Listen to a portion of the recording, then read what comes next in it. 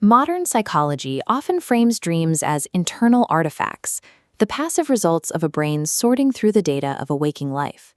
For thousands of years, the dream was perceived as an ontological reality, an objective, external message delivered by a literal deity.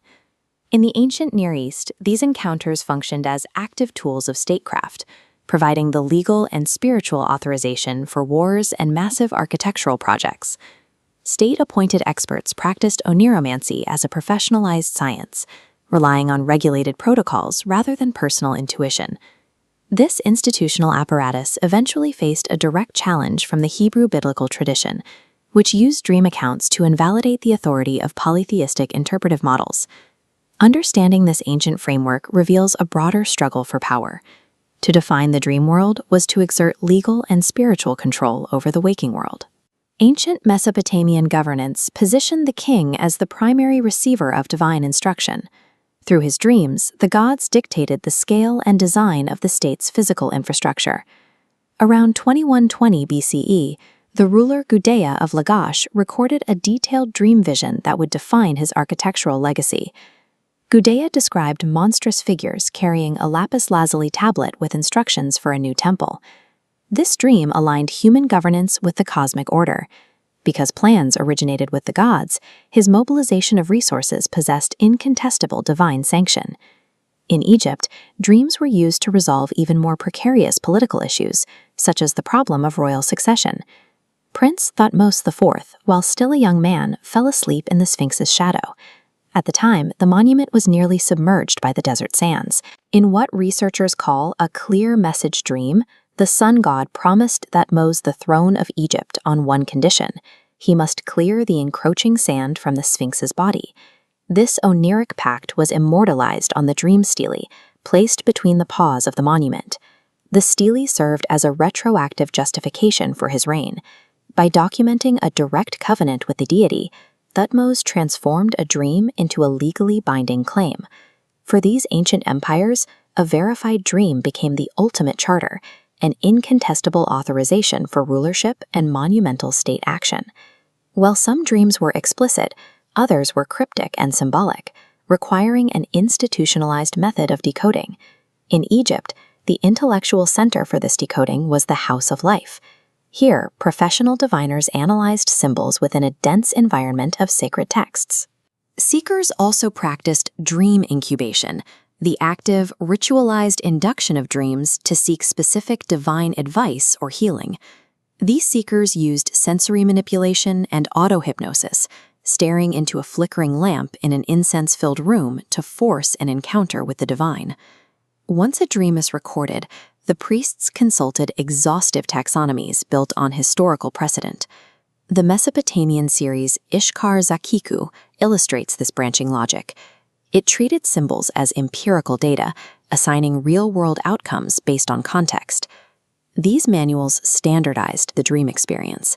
By linking symbols to predictable consequences, the state turned the unconscious into a manageable resource. The Egyptian Ramesside Dream Manual further refined this by categorizing the dreamers themselves, distinguishing between those aligned with the god Horus and those aligned with Seth. This professionalization created a state-controlled monopoly. Only a specialized elite possessed the tools to mediate the messages passing between the gods and humanity. The Hebrew biblical tradition introduced a disruption to this established polytheistic science. The biblical narrative rejects the idea of magical induction. Instead of humans forcing a dream through ritual, the biblical God initiates communication autonomously, at his own discretion. This conflict is exemplified in the story of Joseph. When Pharaoh experiences disturbing visions of devouring grain and cows, he summons his entire professionalized court. Despite their status and specialized manuals, Egypt's institutional experts are unable to decode the message. Joseph, a Hebrew captive, makes a specific and subversive claim: "It is not in me. God will give Pharaoh a favorable answer." He denies his own expertise, attributing interpretive power to a sovereign deity rather than a learned technique. The same dynamic appears later in the Babylonian Empire, where the prophet Daniel encounters the state's enchanters and astrologers. King Nebuchadnezzar demands that his wise men not only interpret his dream of a great statue, But first describe the dream itself. Daniel echoes Joseph's earlier defense, stating that no human enchanter can show the mystery.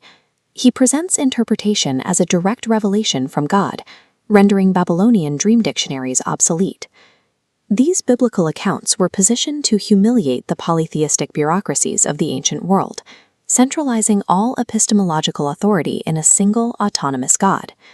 In its earliest phase, dream interpretation provided the ultimate mandate for royal authority, authorizing the kings who built the ziggurats and sphinxes.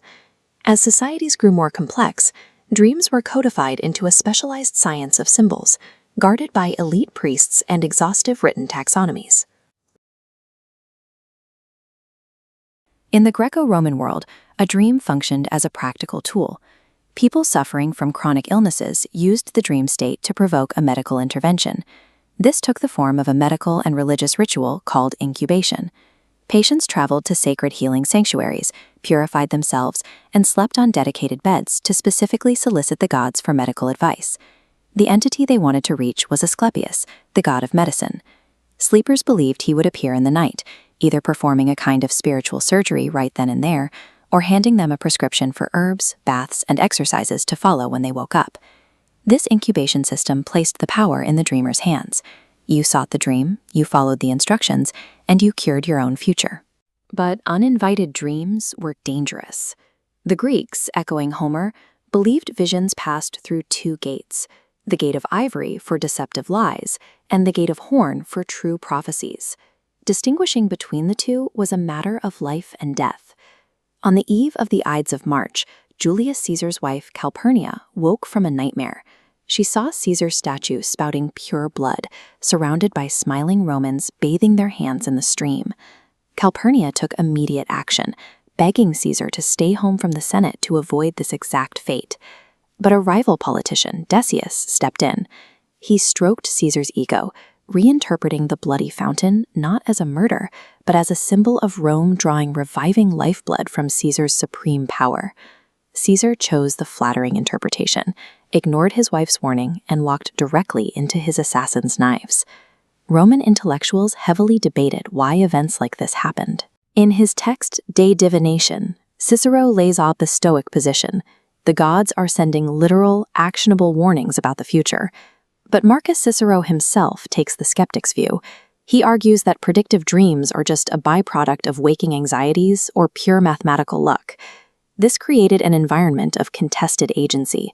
Even when the gods gave a direct warning about tomorrow, intellectual skepticism or sheer political pride could convince a person to ignore it. Travel north to the freezing fjords of Scandinavia, and the debate over altering the future disappears. The Norse lived under word, an inescapable, rigid fate. In this mythology, your destiny is already woven into a fixed thread by three cosmic beings known as the Norns. Dreams are spoilers for an ending you cannot change. Consider the prophetic dream of Queen Ragnhild. In her vision, she removed a small brooch, which instantly grew roots into the soil as a massive tree trunk shot upward. Its branches spread to cover the map, a preview of her royal bloodline ruling the entire region. Even the gods were bound by this system. Odin frequently consulted human seeresses, known as Volvar, to witness the events of Ragnarok, fully aware that he would die in the final battle. For the Norse, human agency was zero. The script of the universe was already finished, and closing your eyes simply allowed you to read the next page. When a person in antiquity woke up in a cold sweat, their reaction depended entirely on their geography. An ailing Greek sought out the dream to find a cure, while a Roman politician debated its meaning.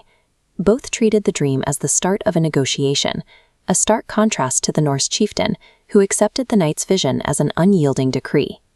The way these cultures interpreted their dreams reveals a deeper logic. Their reactions to the spoilers provided in the night map the boundaries of their perceived agency.